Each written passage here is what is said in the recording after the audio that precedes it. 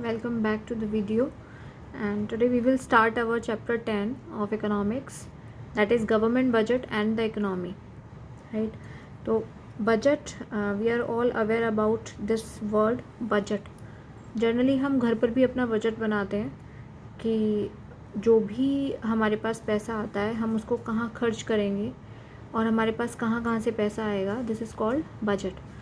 If we are talking about government budget, तो economy को run करने के लिए हमको एक पर्टिकुलर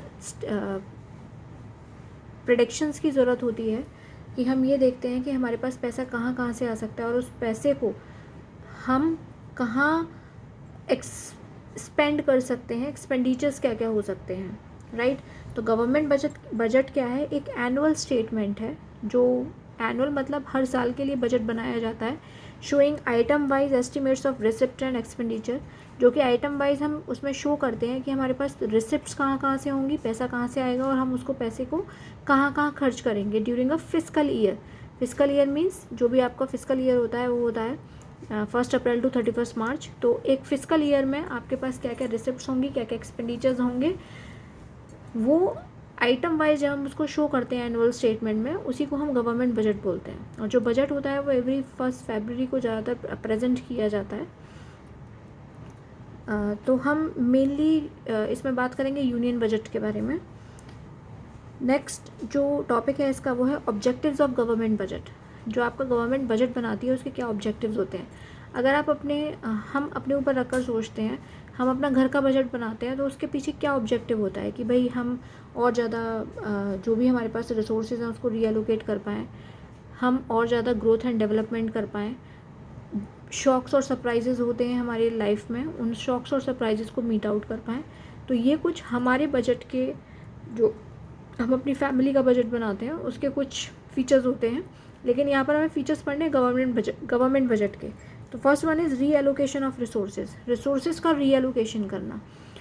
रिसोर्सेज का रीएलोकेशन करने का मतलब है कि हम हमारे पास जो भी अवेलेबल रिसोर्सेज हैं हम उनको फिर से कैसे रीएलोकेट कर सकते हैं, फिर से कैसे डिस्ट्रीब्यूट कर सकते हैं, फिर से उनका यूटिलाइजेशन कैसे कर सकते हैं. ये हमें बजट, अगर हम बजट बनाते हैं तो वो हमको ये सिखाता है. Second is reducing inequalities of income and wealth. किसी की इनकम ज़्यादा है, किसी की इनकम कम है, तो हम उसको कैसे कर सकते हैं? With the help of tax. हम क्या करेंगे? बजट इस तरीके से तैयार करेंगे कि जो रिच है वो रिचर ना हो और जो पुअर है वो पुअर ना हो. यानी कि रिच लोगों के ऊपर हो सकता है हम ज़्यादा टैक्स लगाएं, पुअर लोगों के ऊपर हम टैक्स ना लगाएं या कम लगाएं, राइट. तो ये सब क्या है, इन बजट बनाने से हमारी जो इनइक्वालिटीज़ हैं इनकम की, वो क्या हो जाती हैं? रिड्यूस हो जाती हैं, राइट. ऐसा नहीं होता कि रिच बिकम रिचर और पुअर बिकम पुअरर. और ये सब हम किसकी हेल्प से करते हैं? टैक्स की हेल्प से. तो टैक्स स्लैब्स आपने देखा होगा ज़्यादातर बजट्स में आते हैं, और बजट का ये भी एक मेन मोटिव होता है reducing inequalities of income and wealth. Next is economic stability. आपकी इकोनॉमी जो है उसमें बड़ा अनस्टेबल सा सिचुएशन आ जाती है. कभी इन्फ्लेशन होता है, कभी डिफ्लेशन होता है. यानी कि कभी तो एक्सेस डिमांड की कंडीशन हो जाती है, कभी डिमांड कम हो जाती है, प्राइस राइज हो जाते हैं, प्राइस कम हो जाते हैं चीज़ों के. तो उन सबको हम कंट्रोल कैसे कर सकते हैं? With the help of budget. हम क्या कर सकते हैं? हम कहाँ कहाँ पैसा खर्च करेंगे जिससे कि एकदम से डिमांड जो है वो हम उस पर्टिकुलर डिमांड को मीट आउट कर पाएँ. ना तो डिमांड ज़्यादा हो, ना डिमांड कम हो. जो डिमांड है वो मॉडरेट रहे. हमारी जितनी भी पब्लिक है, हमारी जो इकोनॉमी में जितने भी लोग रहते हैं, हमारी जो कंट्री में जितने भी लोग रहते हैं, उन सब की डिमांड को हम आसानी से मीट आउट कर पाएँ, जिससे कि हमारी कंट्री में इन्फ्लेशन और डिफ्लेशन की प्रॉब्लम क्रिएट ही ना हो. इस तरीके से हम बजट तैयार करते हैं. तो बजट का एक मेन मोटिव इकोनॉमिक स्टेबिलिटी भी होता है कि अपनी इकोनॉमी को stable banana, right. Next is management of public enterprises. आपको पता है कि सरकारी कुछ एंटरप्राइजेज़ भी होते हैं, बहुत सारी कंपनीज़ हैं, बेल, सेल, ठीक है, इस तरीके की कंपनीज़ हैं, पब्लिक एंटरप्राइजेज़ हैं काफ़ी सारे.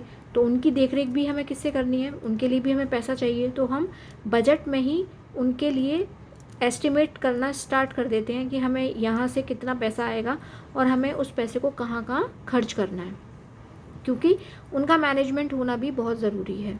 Next is economic growth. आपकी इकोनॉमी ग्रो करे, इसलिए हम ये देखते हैं कि लोग कितनी सेविंग्स कर सकते हैं, कहाँ कहाँ लोगों के लिए इन्वेस्टमेंट अपॉर्चुनिटीज़ हम ला सकते हैं, तो वो सब कुछ भी हम बजट में ही प्रिपेयर करते हैं। तो बजट का ये भी मेन ऑब्जेक्टिव होता है कि इकोनॉमी को ज़्यादा से ज़्यादा ग्रो करना, लोगों के अंदर सेविंग और इन्वेस्टमेंट की जो हैबिट है उसको इनकलकेट करना, right. Next is reduction in regional disparities. Next जो मोटिव होता है बजट बनाने का वो होता है रीजनल डिस्पैरिटीज़ को रिड्यूस करना। आपको पता है अर्बन एरियाज़ में और रूरल एरियाज़ में डिफरेंस होता है। अर्बन एरियाज़ में इंडस्ट्रियलाइजेशन ज़्यादा है, वहाँ लोग माइग्रेट ज़्यादा करना पसंद करते हैं क्योंकि वहाँ जॉब अपॉर्चुनिटीज़ ज़्यादा होती हैं, वर्क अपॉर्चुनिटीज़ ज़्यादा होती हैं। रूरल एरियाज़ में वर्क अपॉर्चुनिटीज़ इतनी ज़्यादा नहीं होती हैं। तो सरकार को क्या करना चाहिए, सरकार क्या करती है, अपने बजट को इस तरीके से प्रिपेयर करती है जिससे कि जो रीजनल इम्बैलेंसेस हैं, रीजनल डिस्पैरिटीज़ हैं, उनको हम ज़्यादा से ज़्यादा रिमूव कर पाएँ, राइट। तो ये बजट का एक छोटा सा टॉपिक है, चैप्टर भी बहुत छोटा है लेकिन इम्पॉर्टेंट चैप्टर है।